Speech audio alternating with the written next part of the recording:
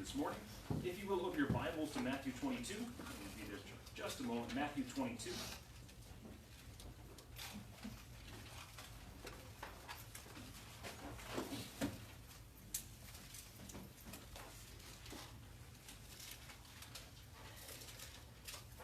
Jesus, the resurrection. And he's asked by the Sadducees. And the Sadducees don't believe in resurrection, so they think they have an impossible question for him to answer. Over here is somebody who's married, don't have any kids, the husband dies, and then they follow the Jewish law of the brother marrying the widow, and do that for 7 brothers. And in the resurrection, whose wife will she be? There in verse 27. And Jesus gives an answer in verse 29 that we feel rather justified in, that you are wrong because you know neither the Scriptures nor the power of God. And sometimes I think at least, have in my mind that he's primarily talking to people who don't really know the Scriptures, who don't really know God. But he's talking to Jews who are devout, who have earnestly searched the Scriptures, and they have come up with their way of following God to what they believe to be the best understanding of the Old Testament. And this is a terrifying verse, that individuals who are God's people, who have spent their entire lives reading the Old Testament Scriptures, that Jesus could point to them and say that you are wrong because you know neither the power of God nor the Scriptures. And so that has set me off on a larger course that we won't get into everything today. But I want to go back and I want to look at some of the big picture biblical ideas of who God is. There are some huge themes that run from Genesis through the entire Old Testament and bleed over to the New Testament. I want to pick up on some of those. But before we get there, I want to do a repeat. And I apologize to the Burgesses. I put you guys through this a couple times already. And for those who were here 2.5 years ago, whenever I interviewed, this is the same lesson I gave then. And I plan to skip it, but this is just the right introduction to the series of lessons that we're going to be working through. So for those who remember it, I hope that you aren't too awfully bored. For those who don't, I hope that it is enlightening. I want to begin, before we get into all the Old Testament themes about who God is, I want to try to step back for a moment and to put God in perspective. God is a glorious God.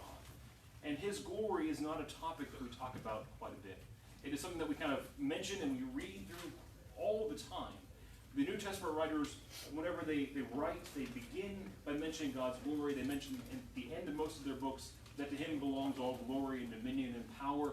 And we don't really think about the phrase too much. So we want to talk about this morning just a little bit on God's glory. And before we begin, I want to say that there's a big problem with the topic. How do you ever define an infinite attribute of God with finite words? As verbose as I can be, and as long-winded as I might be this morning, I still can never quite get it. His glory is not easily defined. There's no mathematical formula. As much as mathematicians say that there's beauty in math, and that formulas, you kind of know that they're right whenever they look beautiful, there's no mathematical formula that ever puts God's glory into picture. There's no painting or picture that can show us. There's a reason that inside the 10 Commandments, making no carved images of God is a pretty important thing. Because once you define God by either a sculpture or a painting, once you put him down into a small space, then you forget and you fail to realize just how great God is. And so as you went through our reading for this morning's Bible class, and we went through all the descriptions of the temple, you realize that there is no image inside the temple that's supposed to represent God, because it wasn't supposed to be there. Because God cannot, as Solomon says in his dedication prayer, is not contained inside a building. He's not contained inside even something as beautiful and as expensive as Solomon's temple. There is no way to do that. And so maybe the best way is to do what the Bible does and just simply look at word pictures. Now, I'm going to break some of my cardinal rules. I'm going to put some of the scriptures up on the overhead this morning. But for a few of them, I want us to turn. In 2 Samuel, chapter 22, we're going to look at a couple word pictures of God's glory. Help if I'm in the right Samuel. Definitely help. 2 Samuel 22. We're going to read verses 7 and following. David here is praying a psalm of deliverance, and he describes how God answers his pleas. He says, "In my distress, I call upon the Lord and my God, and to my God I called. From his temple he heard my voice, and my cry came to his ears. Then the earth reeled and rocked. The foundations of the heavens trembled and quaked, because he was angry. Smoke went up from his nostrils, and a devouring fire from his mouth. Glowing coals flamed forth from him. He bowed the heavens, and he came down, thick darkness under his feet. He rode on a cherub and flew. He was seen on the wings of the wind. He made darkness around him his canopy, thick clouds, a gathering of water. Out of the brightness before him, coals of fire flamed forth, and the Lord thundered from heaven. And the Most High uttered his voice. And he sent out arrows and scattered them, and lightning and routed them. And then the channels of the sea were seen, and the foundations of the world were laid bare, at the rebuke of the Lord, at the blast of his breath of his nostrils. He sent from on high, and he took me, and he drew me out of many waters, and he rescued me from strong enemies." Consider the way that David describes God's ability to just get up and to move forward to answer a prayer. That whenever he stands, the earth rocks and reels. And whenever he takes a step out, so to speak, the brightness of his glory bursts forth flames. It is an amazing way to look at it. We're going to go over Revelation chapter 6. In Revelation chapter 6, here we have the seven seals. Whenever we look, whenever you consider about the presence of people, or the glory that a position might hold, how would you feel if you had to stand before the president, or before a king or a queen, just knowing that your station in life and kind of what you've dealt with? Poor country guy from West Virginia, I don't think I would want to try to enunciate properly in front of a king or a queen or the president. And here in Revelation chapter 6, we're going to get a picture of all of the greatest people on earth whenever they encounter a small portion of God's glory, how they react.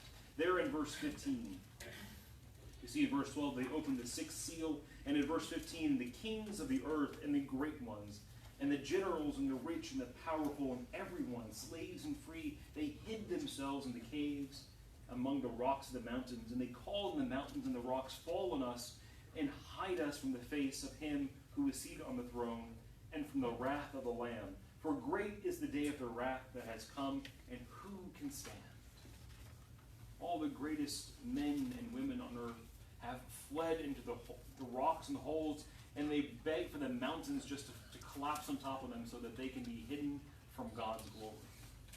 It's an astounding picture. And back in Revelation chapter 1, we had John, the writer of the book, who has spent years with Jesus, day in and day out, waking up with bed head and morning breath, and sitting around a table eating and sharing time with Jesus. Whenever he sees Jesus finally in his glory, notice how he reacts in verse 17. "When I saw him, I fell at his feet as though dead.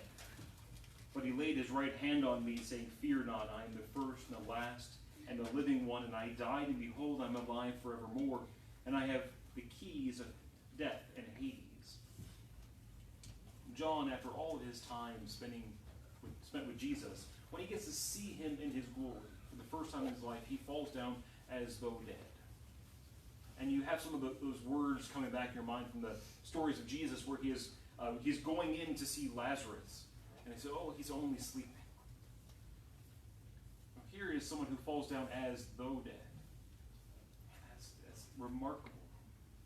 Just kind of put a picture in your mind. There's two main words that are used, an Old Testament word and a New Testament word, for glory. The Hebrew word is kavod, meaning weight or splendor or honor or respect or wealth, or simply a manifestation of power, or elegant, or pertaining to great beauty.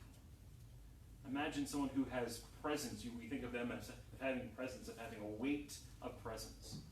Someone who commands by their ability to be around you. In the New Testament, the word is doxa, which means brightness or splendor or shining or radiance or amazing might. A demonstration of power, praise, or honor, or greatness, or simply the state of being wonderful. The New Testament writers refer to as him who belongs all glory and dominion and power. All brightness that brings forth flames out of coals, and shining radiance and amazing might. Sometimes we think of individuals who are really tall.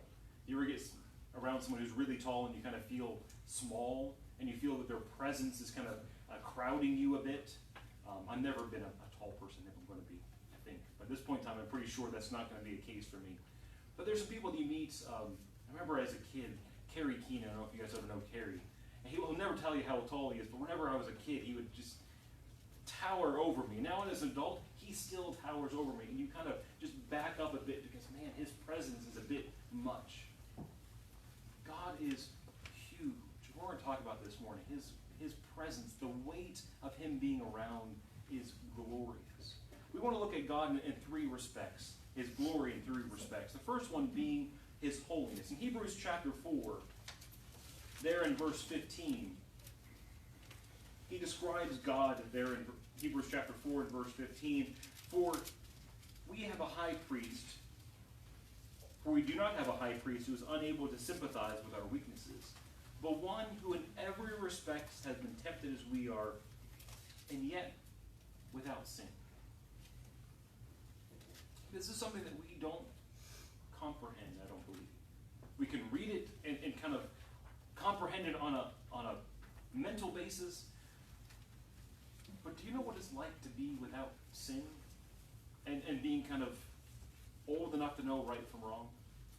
Paul mentions in Romans chapter 7 that he was alive once apart from sin, and then the knowledge came and sin came. As children, we understand what it's like to be without sin, but we don't have adult brains yet. We don't really comprehend right or wrong. And each one of us who have now reached that age of accountability, whatever that is for you, once you knew right from wrong, to truly know right from wrong, each one of us has chosen wrong at some point in time. Do we know what it's like to be just purely holy? That whatever God says or whatever God wants, that we just do it because we love God so much. That's how he describes Jesus. Imagine being his brother or sister growing up. I'm not going to get into that, but just imagine what it would be like to have that one sibling who just never ever does wrong and never ever gets in trouble for doing wrong. There's a good reason that by Mark chapter 3, his brothers and sisters think of him as being the really odd one who needs to be taken away and held at home under bondage because he's gone crazy. He's just the oddball in the family. God is holy. In 1 Peter chapter 1, he encourages us to be holy as he is holy. For as it is written in verse 16, you shall be holy as I am holy. Completely and purely, without guile, without deceit, without a desire for evil, God has always been and will always be holy. Sin will never mar his character. He will never need to be redeemed. He will never need to be purified or cleansed. There'll never be a point in time where he's going to have to ask for forgiveness for the things that he's done. He's never going to have that hidden secrets in their hearts of all the things that they once did that we never want anyone else to know about. All the things we said, well, everyone has a past. God's never had a past like we have. And whenever we look at Old Testament stories as we're going through Chronicles and Kings and Samuel, we think, well, how can God issue such decrees against people? Because we don't understand his holiness, of how much he hates sin, of how apart from sin he is, and for his people to dwell with him, how separated they have to be from that sinful world.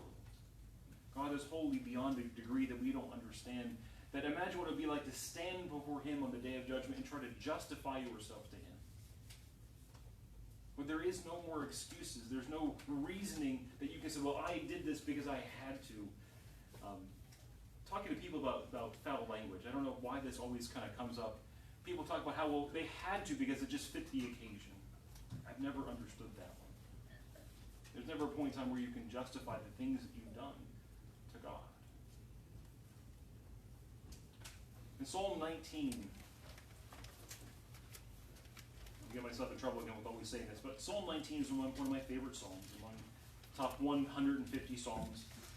Definitely one of my top 150 favorites. But in Psalm 19, there in verses 1 and verse 2, and you can see David writing this, thinking about back to the time where he spent shepherding his family sheep. He says, "The heavens declare the glory of God, and the sky above proclaims his handiwork. Day by day pours out speech, and night by night reveals knowledge." I'll take a couple seconds to just kind of try to picture how big God is. I mentioned that Solomon mentions in 2 Chronicles that he cannot be contained inside of a building, that there is no images, there's no carved statues that ever truly depict God accurately. Our earth is huge, 24,901 miles around the equator. The surface area is 197 million square miles. It's a huge place that we live in. And yet whenever we kind of compare it to some of the planets in our solar system, of the terrestrial planets, there's kind of two main categories of terrestrial and gas giants. Terrestrial being kind of solid core, that there's a place you could actually walk on. We are the largest. Earth and Venus are fairly similar in size, but we are the largest of all the terrestrial. To give you a rough idea. And yet compared to our sun, we are really small. I know this is kind of getting really hard to see. We are that one. The moon is beside us. Compared to what we have in just our solar system, we are vastly small.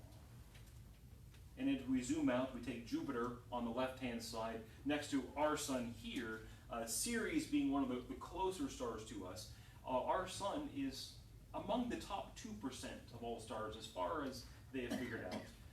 But top 2% still gives you millions and millions of stars, and we're not the biggest. But if we take Sirius, we move Sirius down to the end there, we understand that Aldebaran is still a lot larger. At this scale, our sun is completely invisible at this scale. And then we take Aldebaran and we move that one down to the top left-hand side. We realize that Antares is much larger, and we can move Antares down, and yet still, as we get over to VV Cephei, that isn't the largest one that's found yet. I don't have a picture in this slideshow, but give you an idea that at this scale, we are unbelievably invisible. We haven't talked about distance. Size is one thing, distance is another thing. Light travels at 299,792 kilometers per second. Huge. We're going to skip ahead just for a second, come back. Our International Space, or the Space Shuttle, orbits the Earth at 18,000 miles an hour. Now, I know that some people's motorcycles travel fast. 18,000 miles an hour is vastly fast, and it would take you 37,200 years to travel 1 light year. To give you just that quick idea. If you want to hop on the space shuttle and you want to travel at 18,000 miles an hour, it would take you 37,000 years to travel 1 light year. So if we back up and say, how long does it take for light to travel around a little bit? 1.3 seconds from the moon to our Earth. It takes about 8 minutes, approximately 8.3 minutes for the sunlight to make it to Earth. And if we were looking at Mars, we're looking at 12.7 minutes in the past as the light reaches us. And yet the closest light, or the closest star that is to us, is Alpha Centauri, and that's still 4.4 light years. If you want to do the math of how long it would take you to get there via our space shuttle, 18,000 miles, we're talking huge distances. And yet for light from the farthest end of just our galaxy to reach us, where we are on our little kind of nook of the galaxy, is 52,000 light years. And yet that's not all of it. And that's just one galaxy. And as we get over to Isaiah chapter 40, there in verse 12 down to verse 15, Isaiah writes, "Who has measured the waters in the hollow of his hand, and has marked off the heavens with a span?" Isaiah wrote this well before we have the understanding just how large the heavens are. He is right at his time frame, and he's right at our time frame, that God can mark off the heavens with a span. This is one of my favorite photos. This is the Hubble telescope. They found a dark section, just a completely black section of space. And so let's do a long-term exposure. Let's point it at that one specific area, and let's just let it record continually for a long time. If you guys are familiar with photography and long exposures, they did a long exposure on the Hubble telescope, and this is the image that came back, where those are not stars, those are galaxies on what appeared to be a completely black section of the universe. And so Isaiah writes about God who can mark off the heavens with a span, who encloses the dust of the earth in a measure, and he weighs the mountains in a scale and the hills in a balance. Who has measured the spear of the Lord, or what man shows him his counsel? Whom did he, meaning God, consult? And whom made him understand? Who taught him the paths of justice, and taught him the knowledge, and showed him the ways of understanding? Behold, the nations are like a drop of a bucket, and are accounted as the dust in the scales. Behold, he takes up the coastlines like fine dust. Now Isaiah's point, as he's going to the kings of Judah and Israel, is that they are worried about all of these nations around them, and his point is just to step back and picture who God is. That all of the nations are like dust on the scale, that it's inconsequential. No one ever says, well, 2 more grains of dust fell on the scale, so you owe me something. He says the nations are like dust on the scale, that there's nothing that is just too far beyond God's ability. Why would you ever worry? The God that they serve is not contained inside of an idol, is not contained inside of a building. He is a God of infinite size. The third aspect I'd like to talk about God and his glory is understanding a little bit about God's knowledge. In Hebrews chapter 4, we were already there, where he mentions that he was tempted like we are and yet without sin. But if we back up a verse, in verse 13, he says that no creature is hidden from his sight, but all are naked and exposed to the eyes of him whom we must give an account. Who knows you as well as you know yourself? There's not a whole lot of people that we want to just share every bit of our secrets to. There's a whole lot of things that are in the past, and they just are better off in the past. There are thoughts that we have and we are ashamed of, and we never repeat them to anybody else. And the Hebrew writer reminds us here in verse 13 that there is nothing hidden from God's sight. That all of us are naked and exposed to the eye of him who we must give an account. It's a terrifying idea. That God is going to judge you not just on your actions, but on your thoughts that you have harbored, the feelings that you have never decided to act upon, and you have to give an account for all the things that you have done. God's knowledge is terrifying if we are honest with ourselves. We show an image of ourselves to other people. On social media, it becomes pretty apparent that we've airbrushed our lives, and we have put it out to be the very best possible image of who we are. And we do the same thing on a smaller scale every time we meet people. Every time we spend time with one another, we only share a bit of our lives, and we really only tell stories, for the most part, they kind of paint us in the good light. We have all kinds of stories in our lives. We kind of pick and choose ones that will create an image of who we want to be seen and to be known by. But there's no doing that with God. You can't fool God into thinking that, oh, I really like Chad because he tells me all of these particular stories. He knows all of my stories, and he knows exactly who I am. And that's a terrifying. In Psalm 147, I put down the entire psalm because how could you, every time I read through it, I just pick out different sections. But Psalm 147, the psalmist writes there in verse 1, "Praise the Lord, for it is good to sing praises to our God, for it is pleasant, and a song of praise is fitting.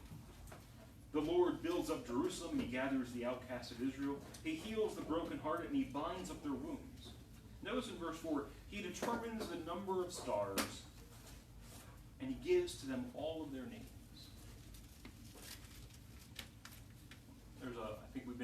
before, another lesson where we try to calculate approximately how many stars there were, and how long it would take you just to count to that number. And yet God has not only had time to know you, and to know how many hairs you have on your head, and to know all of your secrets.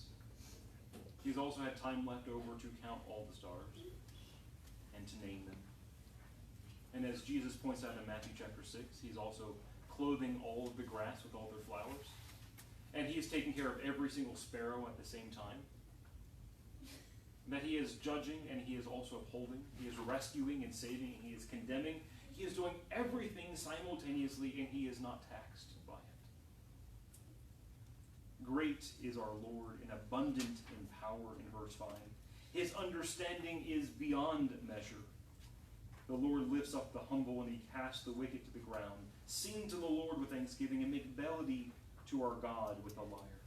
He covers the heavens with clouds and he prepares the rain for the earth. He makes grass to grow on the hills and he gives to beasts their food and to young ravens that cry. His delight is not in the strength of horses, nor is he pleased with the legs of men, but God takes pleasure in those who fear him, in those who hope in his steadfast love. Praise the Lord, O Jerusalem, and praise your God, O Zion. For he strengthens the bars of your gates, and he has blessed your children within you.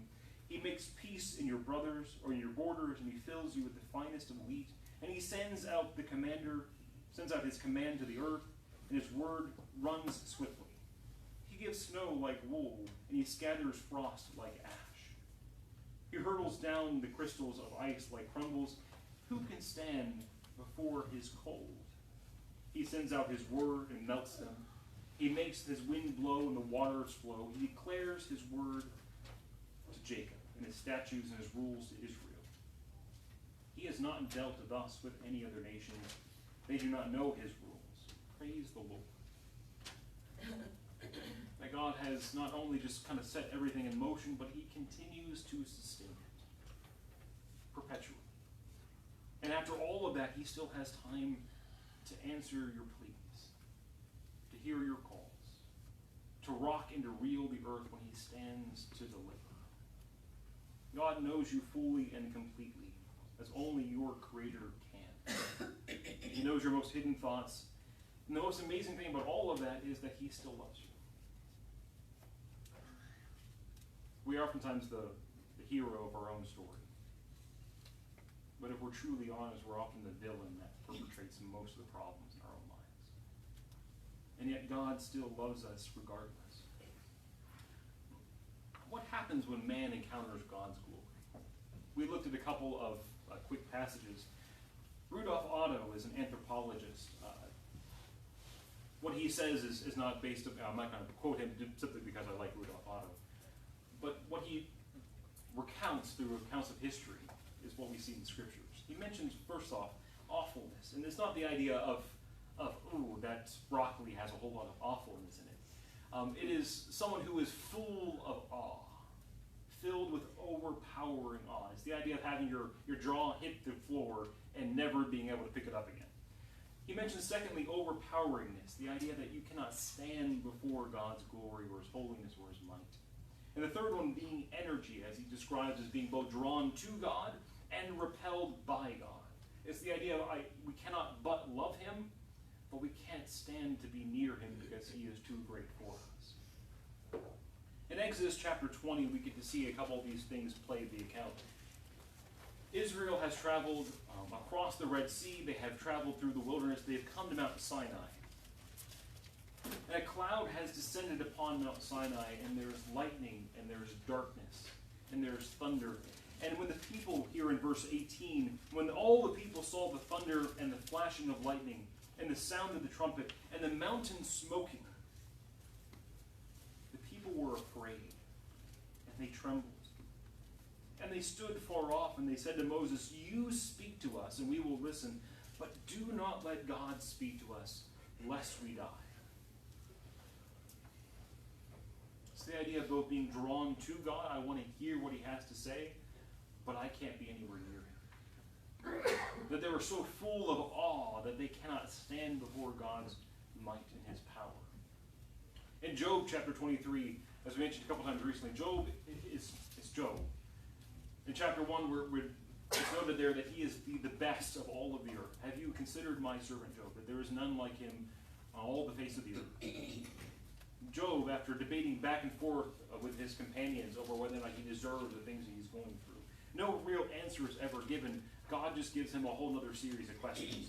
And Job's first answer here in verse 15 and verse 16 of chapter 23, he says, I am terrified at his presence when I consider, and I am in dread of him. God has made my heart faint, and the Almighty has terrified me. Job had spent some time earlier in the book saying he wanted his day in court. He wanted to plead his case before God. He wanted to stand at the bar stool, and he wanted to make God give an account. God gives no account in Job for the things that he has done. And when he just encounters God, it went from I want to plead my case to I am in dread of him. God answers him again, not with answers, but with questions. And Job comes back in chapter 42 and verse 5 and verse 6. He says, I have heard of you by the hearing of the ear, but now my eyes see you. Therefore I despise myself, and I repent in dust and ashes. Being overpowered by God's presence.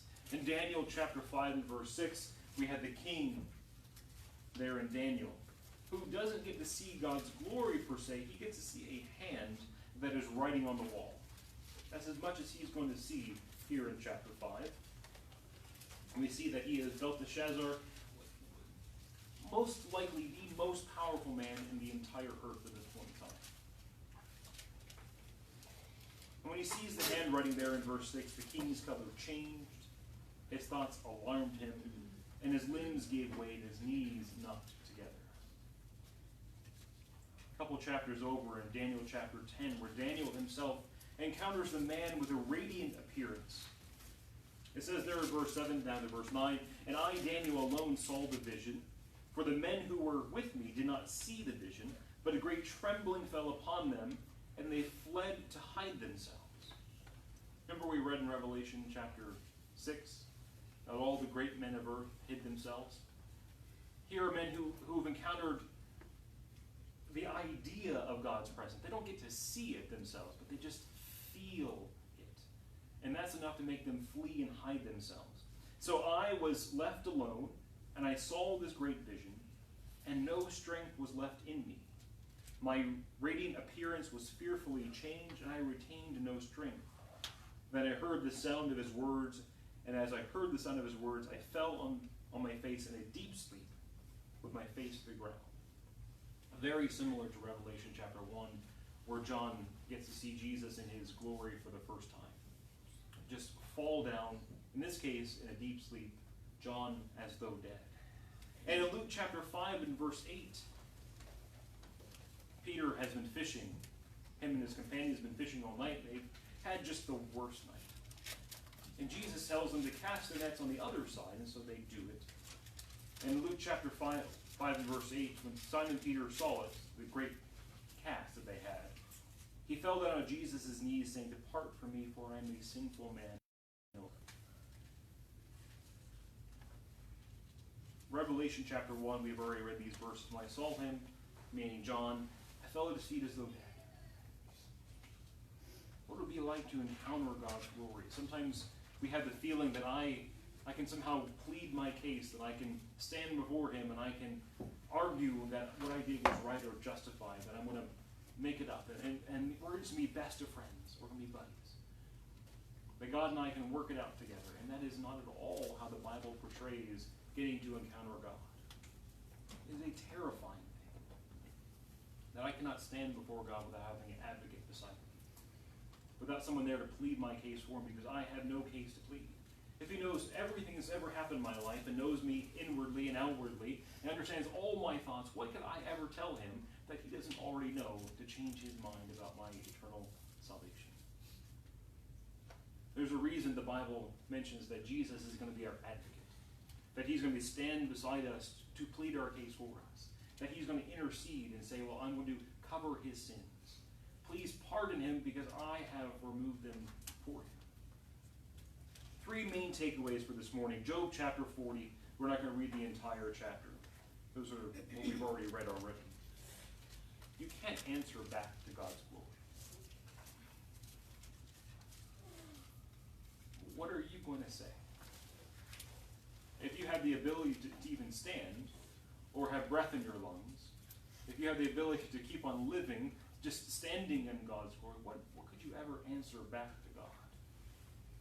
If Job, the greatest man on earth at the time, said that he hated himself by being in God's presence, if he was fearful and dreadful of being around God, what could I ever say? Psalm 8, we started in Psalm 19. We go back to Psalm 8.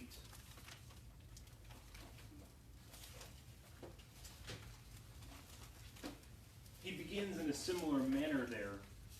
When I look at the heavens and the works of your hands, if the heavens above declare God's glory, day by day pour forth speech, and night by night reveal knowledge.